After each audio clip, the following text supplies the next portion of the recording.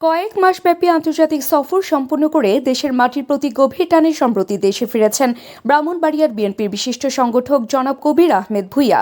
দেশে ফিরে তিনি পুনরায় তৃণমূল পর্যায়ের কর্মী থেকে শুরু করে সাধারণ মানুষের খোঁজ খবর নেওয়ার কার্যক্রমে মনোনিবেশ করেন। একই সঙ্গে তিনি তারেক রহমানের প্রস্তাবিত সুদূর প্রসারী উন্নয়ন দর্শন বাস্তবায়নে সক্রিয়ভাবে কাজ করে যাচ্ছেন, যার লক্ষ্য ব্রাহ্মণবাড়িয়াকে একটি রোল মডেল জেলায় রূপান্তরিত করা। এই পরিকল্পনার আওতায় প্রায় ২,০০০ কোটি টাকার একটি বৃহৎ উন্নয়ন মহাপরিকল্পনা গ্রহণ করা হয়েছে, যা জেলার সামগ্রিক অগ্রযাত্রায় নতুন দিগন্ত উন্মোচন করবে বলে প্রত্যাশা করা হচ্ছে। বিস্তারিত দেখুন প্রতিবেদনে।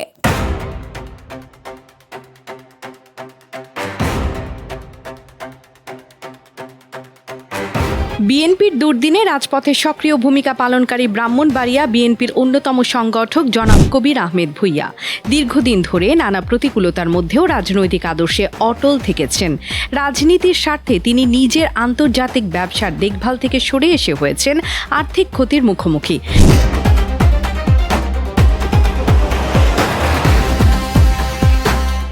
রাজনৈতিক প্রতিপক্ষের সহিংসতার লক্ষ্যবস্তু হয়েছেন বহুবার। এমনকি ফ্যাসিবাদী শাসন ব্যবস্থার আইন শৃঙ্খলা বাহিনীর হাতে তিনি গুমের শিকার হন, যার ফলে শারীরিকভাবে মারাত্মক অসুস্থতায়ও ভুগতে হয়েছে তাকে।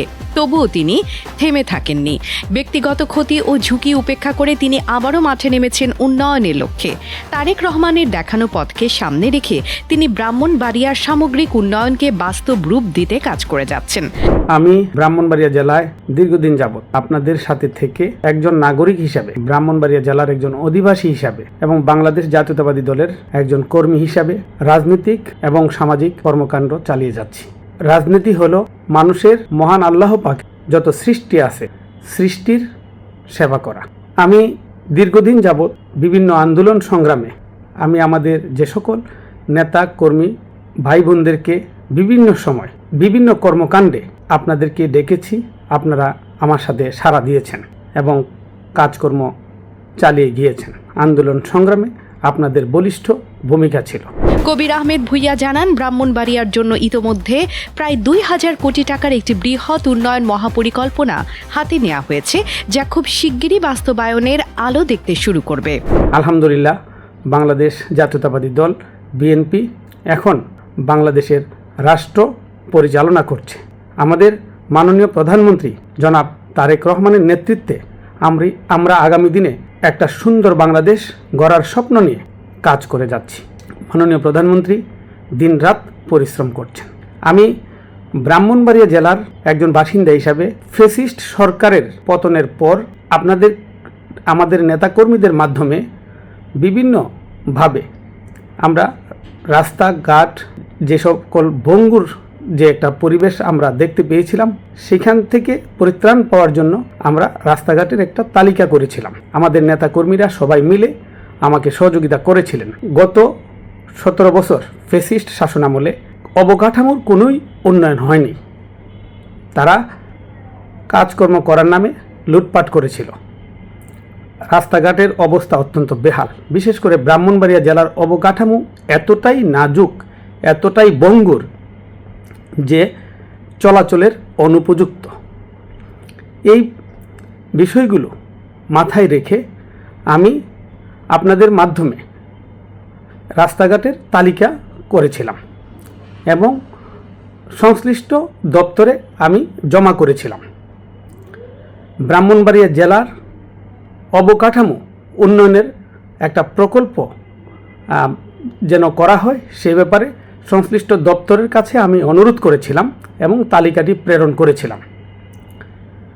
ইনশাল্লাহ আসার কথা হলো আমাদের তালিকাটা ইনশাল্লাহ এই আগামী দিনে অনুমোদনের পর্যায়ে চলে এসেছে, যার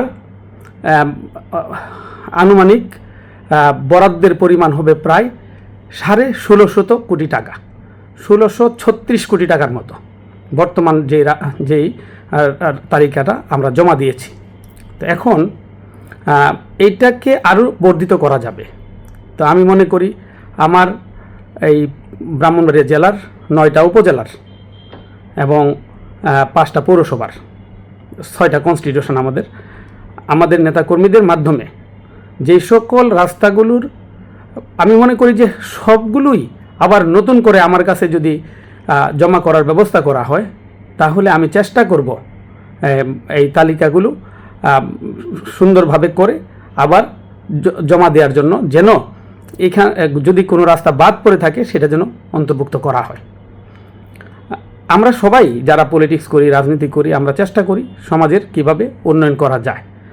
তো আমি এই বিষয়টাকে অত্যন্ত গুরুত্ব সহকারে আমি হাতে নিয়েছি, এবং যেহেতু আমি রাজনীতি করতে গিয়ে হয়তো আমাদের বড় ভাই, পলিটিক্যাল বড় ভাই, অথবা আমার সমবয়সী বা আমাদের নেতা যারা আজকে রাষ্ট্র ক্ষমতার গুরুত্বপূর্ণ দায়িত্ব পালন করছেন, রাষ্ট্র শাসন কার্য পরিচালনা করছেন, তাদের কাছে যদি আমাদের সমাজের একটা অসুবিধার কথা বলি, তারা অবশ্যই মনোযোগ দিয়ে সেটা শুনেন এবং আমাদেরকে সহযোগিতা করেন যেভাবে বাস্তবায়ন করা যায়। তিনি বলেন, ব্রাহ্মণবাড়িয়া একটি আধুনিক উপশহরে রূপান্তরিত হবে, এটাই আমাদের লক্ষ্য। আমি ইতিমধ্যেই চিন্তা করতেছি যে আরেকটা বিষয় মাথায় এনেছি, সেটা হলো আমাদের একটা উপশহর করা দরকার। অর্থাৎ ব্রাহ্মণবাড়িয়া জেলা শহরের যে অবস্থা, আমরা অনেক অত্যন্ত গিঞ্জি হয়ে গেছে শহরটা, এবং শহরের পরিবেশ, যানজট এবং বিভিন্ন প্রকার সমস্যাগুলো আছে, এগুলো আমাদের দূর করতে হবে। পাশাপাশি আমাদের নতুন একটা উপশহর যদি করতে পারি, একটা পরিকল্পিত একটা নগরায়ণ যদি করতে পারি, আমার মনে হয় এটা আমাদের এখন সময়ের দাবি। আমি আপনাদের সবার সহযোগিতা চাই, এবং আগামী দিনে যেন আপনাদেরকে সাথে নিয়ে সুন্দর করে এই সমাজের একজন সমাজকর্মী হিসাবে আমি কাজ করে যেতে পারি। আপনারা আমার জন্য দোয়া করবেন।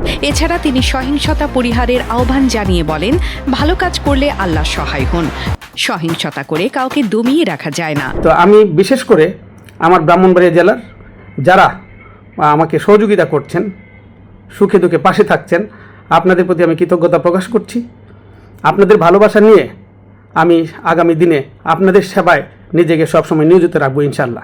আমার পলিটিক্স হলো সমাজের উন্নয়নমূলক কার্যক্রম করা, কোনো প্রকার প্রতিহিংসার বশবর্তী আমি নিজের মধ্যে কোনো প্রতিহিংসা লালন করি না। আমি আমার সম্পর্কে বিভিন্ন সময় আমাদের বিভিন্ন আসলে দুই একজন ভাই আছেন যারা আমার একটু বেশি সমালোচনা করার চেষ্টা করেন, আমি তাদের প্রতি কৃতজ্ঞ। তারা যদি সমালোচনা না করেন তাহলে আমার ভুল ত্রুটিও আমি ধরতে পারবো না। আমি সর্বদাই সংশোধন করার পক্ষে, আমি নিজেকে সংশোধন করে তৈরি করার চেষ্টা করছি।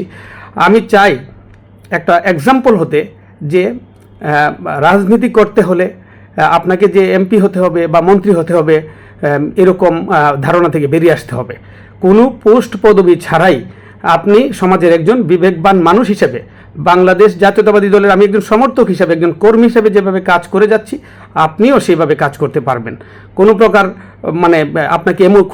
আপনাকে এমপি হতে হবে, মন্ত্রী হতে হবে, না হলে আপনি কাজ করতে পারবেন না, এই ধারণা থেকে বেরিয়ে আসতে হবে। আসুন সবাই মিলে আমাদের বাংলাদেশটাকে সুন্দর করি, আমরা সবাই মিলে সমাজটাকে সুন্দর করি। সমাজ থেকে আমাদের এই যত প্রকার হিংসা, হানাহানি এবং আমাদের একজন আরেকজনের প্রতি ষড়যন্ত্র, আমরা আসুন এগুলো বন্ধ করি। কারণ দুনিয়াটা অল্প কিছু দিনের, আমাদেরকে একটা লিমিটেড টাইম পরে আমাদেরকে দুনিয়া মায়া ত্যাগ করে পরপারে পাড়ি জমাতে হবে। সুতরাং আসুন আমরা প্রস্তুতি নেই, পরপারের জন্য প্রস্তুতি নেই এবং সমাজকে সুন্দর করি। আল্লাহ পাক বান্দাকে মাফ করার জন্য উসিলা খুঁজবেন। কার ভাগ্যে কোন উসিলায় পার পাবেন সেটা তো আমরা কেউ বলতে পারি না।